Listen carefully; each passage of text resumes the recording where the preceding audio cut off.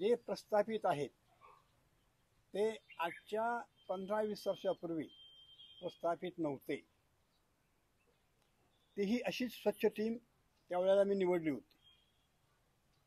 पण तिथं गेल्यानंतर त्या खुर्चीमध्ये काही रोग आहे, काही जंतू आहेत त्या खुर्चीमध्ये.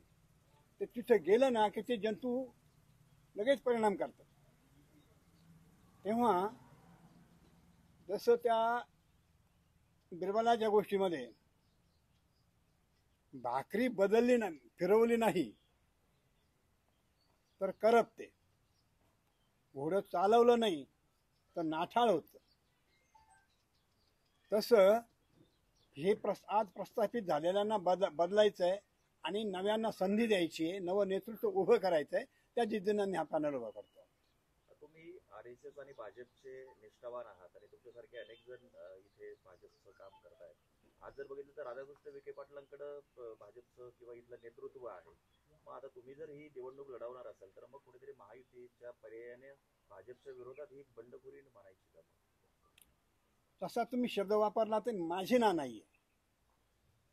पण एक गोष्ट लक्षात घ्या, मी या गावात संघाची पहिली शाखा मी लावली. त्यासाठी या गावातल्या प्रत्येक गल्लीत मी मार खाल्लेला आहे. प्रत्येक गल्लीत. भारतीय जनता पार्टीची स्थापना करण्यासाठी जे 5 जण बसलो होतो आम्ही, 1980ची गोष्ट आहे, जेव्हा जनता पार्टी फुटली तेव्हा 5 जणांपैकी 4 जण म्हणत होते की आपण काँग्रेस बरोबर राहू. मी आग्रह करून भारतीय जनता पार्टी त्यांना थांबायला सांगितलं. म्हणजे भारतीय जनता पार्टीची स्थापना मी केलेली आहे. त्यामुळे माझा विरोध भारतीय जनता पार्टीलाही नाही, संघाला तर नाहीच नाही. मेलो तर मी यांना हीच प्रार्थना करेल, जेव्हा मरेन तेव्हा मला संघाच्या ध्वजात गुंडाळून जाळा. निष्ठेचा प्रश्नच नाही. पण कधी कधी काय होतं, तुम्ही कितीही शेतामध्ये समजा मी काही धान्य लावलं, गहू केला आणि किती खुरपलं तरी गवत पुन्हा उगतंच. उगलं की पुन्हा ते खुरपावंच लागतं. तसं आम्ही खुरपून राहिलो.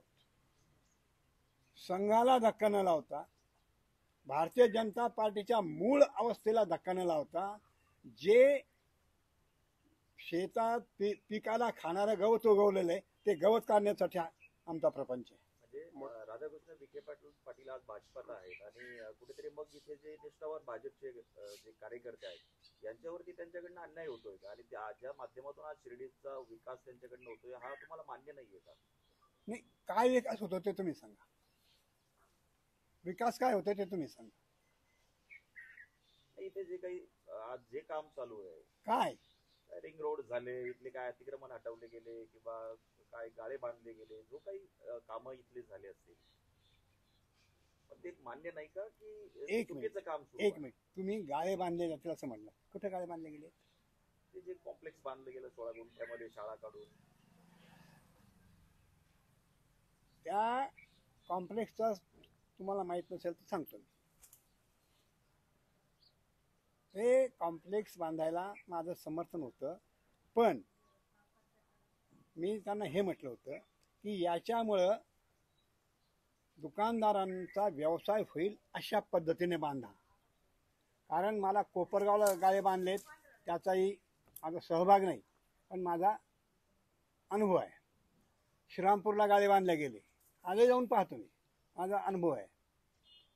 काय होतं, बिल्डिंग बांधली म्हणजे व्यवसाय होत नाही. व्यवसाय होईल अशी बिल्डिंग बांधली तर व्यवसाय होतो. माझी फसवणूक करण्यात आली. मी त्यांना काय म्हटलं, त्या गाळ्यांच्या जवळून साईबाबांचे भक्त जातील अशा पद्धतीने गाळ्या बांधा की ते दर्शनाला जातील, ते त्या एरियातून जातील, म्हणजे धंदा होईल. मी आग्रही होतो, नाही तर मी बांधू देणार नाही. माझी फसवणूक करण्यात आली. मला सांगितलं तुम्ही म्हणतात तसंच होईल. मला एक नकाशा, इंग्रजी भाषा प्लॅन दाखवण्यात आला की भक्त असे येतील, असेमध्ये येतील, इथं उतरतील, इथून निघतील. मला ते मान्य होतं. हा एक भाग झाला. दुसरा भाग, गाळ्यांची जी साईज होती ती मला बिलकुल मान्य नव्हती. मी त्यांना आजही शब्द वापरतो, कोंबड्यांचे खुराडे. कोंबड्यांचे खुराडे बांधले ते. दुसरी बाब झाली, धंदे चालत नाही. तुम्ही पत्रकार आहात, आता जाऊन पहा, मला वाटतं 50-60% तर बंद केले आणि जे काही आहेत त्याच्यात मूळ मालक नाही. 200 रुपये रोज, 300 रुपये रोज, 400 रुपये रोज आणि चालवायला दिलेले. फ्रंटचे सुरुवातीचे जे आहेत तेवढे चालत आहेत. मी हे सांगितलं होतं की व्यवसाय चालेल असं करा. त्यांनी मला तो नकाशा दाखवला, तो तशा पद्धतीचा दाखवला आणि प्रत्यक्ष बांधकाम जे केलं ते तसं नव्हतंच. मी इंजिनियर नाही, बांधकाम झालं तर जेव्हा वर आलं ते पूर्ण झालं तेव्हा लक्षात आलं याचं कंपनीचे खोराडे बांधले. मी तक्रार केली, मी आम्ही बरोबर होतो. नाही म्हणजे तुम्हाला काही कळत नाही याच्यात, हो पहा काय होतं ते काय झालं ते तुम्ही पहा. तेव्हा गाळे बांधले हा जो शब्द बघा, आणि त्याच्यामध्ये तुम्ही ज्यांचं नाव घेतलं त्यांचा काय सहभाग? नाव तर त्यांचं दिलं गेलं. नाही, त्यांचं कशाला नाव दिलं? आता तुम्ही म्हटलात म्हणून मला त्यांच्याविषयी काही बोलायचं नाही तर त्यांची गाठ घालून देतो तुम्हाला पाहिजे असेल तर. दिल्लीची एक टीम आहे, साई भक्त आहेत. ते दरवर्षी बाबांच्यासाठी एक कार्यक्रम करतात, भजनाचा कार्यक्रम. अतिशय सुंदर लोक आणतात, खूप कुठून आणतात आणि जेवणाचा कार्यक्रम करतात.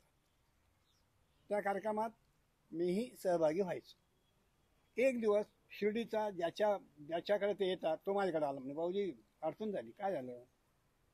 म्हणे ते साहेबांचा पी आला. म्हणजे आपलं काय बिघडलं? नाही, तो म्हणतो की साहेबांचा फोटो का नाही? नाही, साहेबांचा फोटो, साहेबांच्या फोटो नंतर तुझाही नाही माझाही नाही. ती दिल्लीची मंडळी जी होती ती स्वाभिमानी मंडळी होती. त्यामुळे हा आमचा शेवटचा कार्यक्रम. गेल्या 4 वर्षात तो कार्यक्रम झालाच नाही. मी याच्याविषयी अधिकही बोलू शकेल, पण मला वाद उभा करायचा नाहीये, मला निवडणूक लढवायची आहे. तुम्ही आता परिवर्तनासाठी लढा उभारलाय हा खरा, आणि तुमच्या सोबत आता कोण कोण असणार आहे आणि तुमचं परिवर्तन मंडळ किंवा काय नावाने किंवा तुम्ही आता सामोरे जाणार आहे निवडणूक? नावा बदलण्याच्या बद्दल हे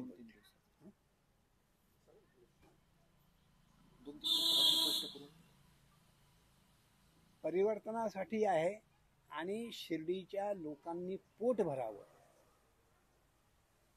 यासाठी मी लढा देतो.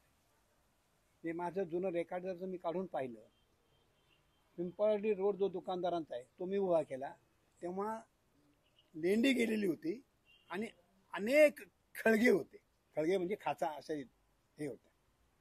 त्या शेकडो बैलगाड्यांनी त्या भरून तिथं लोकांना बसवलंय आणि ते कोणतेही माझा नाव लावा, माझा फोटो लावा, माझ्यासाठी काही करा हे नाही केलं. मी तू आहे, तुझ्या मुलाला काम नाही आहे, चल माझ्याबरोबर तिथं नेलं. हां, इथं 4 बांबू घेऊन ये, पोट भरायला सुरुवात कर, एवढंच केलं.